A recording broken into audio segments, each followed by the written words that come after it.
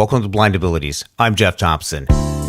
Okay, so state services actually played a huge part in everything that I'm doing. Don't be afraid. Get out there, meet people, be friendly. Nobody is judging you. Think big. Look at what do you love to do, what do you enjoy doing, and then how can you turn that into getting paid? I use my Braille display, I use JAWS. Put on your cape, grab your gladiator shield, and go get 'em, Tiger. Don't limit yourself. Career Expo 2019, such a great opportunity for transition age students to meet up with professionals from a wide variety of professions. It was an opportunity for students transitioning from high school to college to the workplace to ask questions from nearly 25 professionals. What is their job like? What tools they use? And to receive encouragement about the possibilities that they too can achieve their dreams and get the career that they want.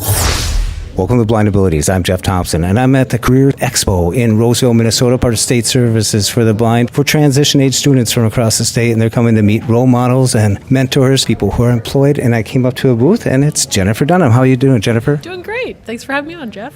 You bet. Can you tell our listeners what you do? What I do. For my day job, I manage the contract with the National Library Service for the Blind and Physically Handicapped, which is part of the Library of Congress. And what we do is run the credential program that certifies people who want to become Braille transcribers and Braille proofreaders. Oh, that's an important job. Keeps me very busy, that's for sure. Been doing it about 12 and a half years. And my role is the manager of the program. I have about 13 part-time workers and 2 full-time workers all around the country who work on grading students' lessons and evaluating tests and all of the various things that need to happen to get people moved through the courses. When did you first start learning Braille? I myself am a lifetime Braille reader. I think I was about 4 when I first began to learn Braille. I started out as a young kid when my parents gave me blocks that were shaped like print letters and numbers. I learned print first, but not visually. But I did know what letters and numbers were, and so when it came time to read the dots, it made sense to me. So what was it like? And I remember when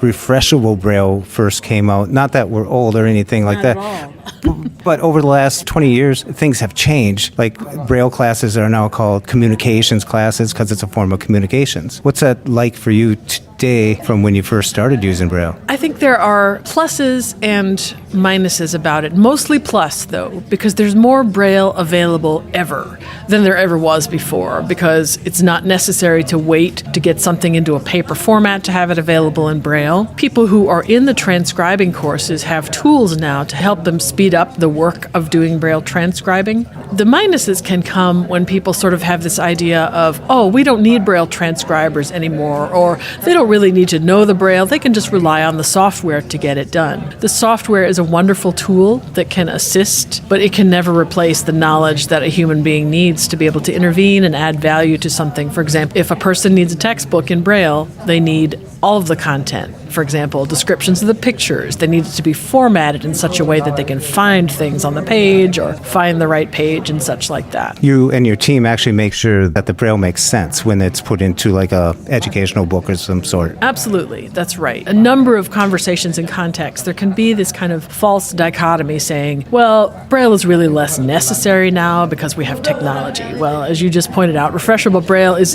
very much an integral part of technology. And so literacy remains critical for everyone, including blind people, to be able to write that excellent resume and have it grammatically correct in the cover letter, etc. Because I can tell you that when I'm hiring people, I look at those things. Did they format it well? Did they make sense in their sentences? And without a good way of having literacy, then that's harder for a blind person who already has some barriers in the form of people's perceptions about your ability to work. So if someone was interested in getting involved and showing up at your job interview that you put on, how would they get connected with you? They can connect with me related to the Braille certification program. A good email address to use is transcribers@nfb.org. So Jennifer, you've been talking to transition age students coming through here. What advice would you give them as they're looking towards their future? I think the best piece of advice that I can think of to give that was really helpful to me as I was growing up was to get a foundation that is well balanced and broad, because ultimately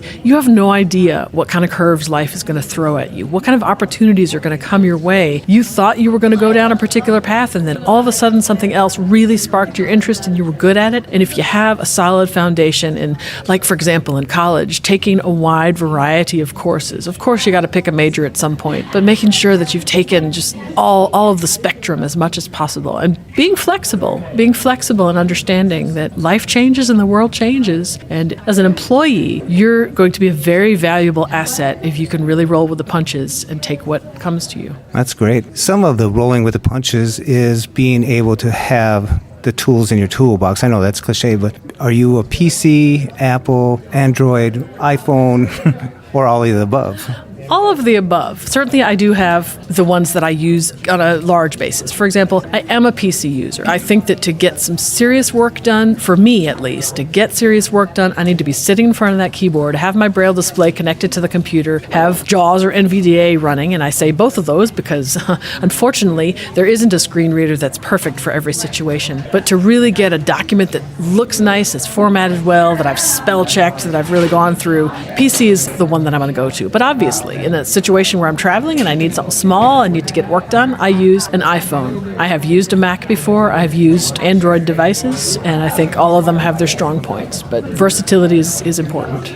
I myself, I collect records. I used to go to conventions and collect records and all that, and I saw an article with you that you were in, and you said you were going through your records, and that caught my attention, and you were using a service called Ira. Can you explain that? Ira is a service to where you can use your phone as a video device, so someone else on the other end can be looking at what is being shown to you, so they can be describing information that's around you. I started using Ira about 1.5 years ago because mostly I really wanted to know what it was like, what it could do, what its limitations were, because I've been functioning without sight for my entire life, and mostly I've got things worked out, but it's nice to know that there are additional tools. One of the things that I find very fun to do with Ira is to go to record stores, because I am a vinyl collector. I can put my phone on a mount that is flexible, kind of like a gooseneck stand, and if you get the phone at just the right angle, I can flip through those albums really quickly, and I have someone who's able to read them to me through the phone and just go crate digging all throughout the record stores. Did that a couple of weeks ago on Record Store Day. A friend of mine from Canada talked about Record Store Day, and what you mentioned about flipping through the crates, that is a blast.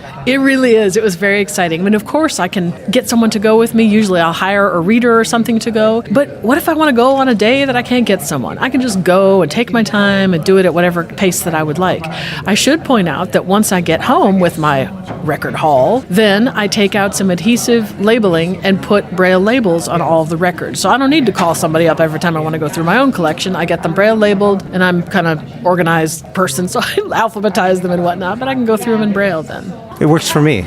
Yes, I love that about Ira, is that it lets you get to a place where you can call them once, do what you need to do to make it so that you don't need to call them every time you use something. I use a lot for Braille labeling as well. Well, that's great. Well, Jennifer, thank you so much for being down here at the Career Expo and sharing your experiences, your knowledge, your skills with everybody here and your advice. So thank you. Of course, and it's been great to learn from all the kids as well. They have a lot to teach as well, so thank you so much. What's your takeaway from the kids that come through? What's it like? It's very inspiring. I mean, these kids that want to learn, are looking forward to their future, really have ideas of what they'd like to do. Some kids really don't yet know, but they've got their whole lives ahead of them. They've got time to work it out, and they're here because they're looking at what the options are. It's also interesting for me to learn what the world of being in school is like today. It's been a minute since I have been in school, and things have changed a great deal. And so the work that I do with the National Federation of the Blind in Minnesota, it demands that if I'm going to help people now, I really need to understand what it's like in school today. And so that's been another good takeaway. Awesome. Well, thank you very much. Thank you. Be sure to contact your state services for the blind, your voc rehab, and find out what they can do for you. Live, work, read, succeed.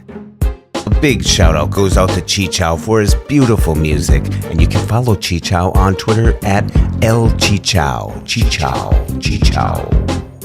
Enable the blind ability skill on your Amazon device just by saying Enable Blind Abilities. When we share what we see through each other's eyes, we can then begin to bridge the gap between the limited expectations and the reality of blind abilities. The realities of blind abilities.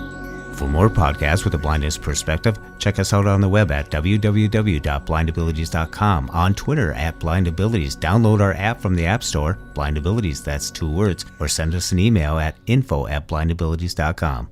Thanks for listening.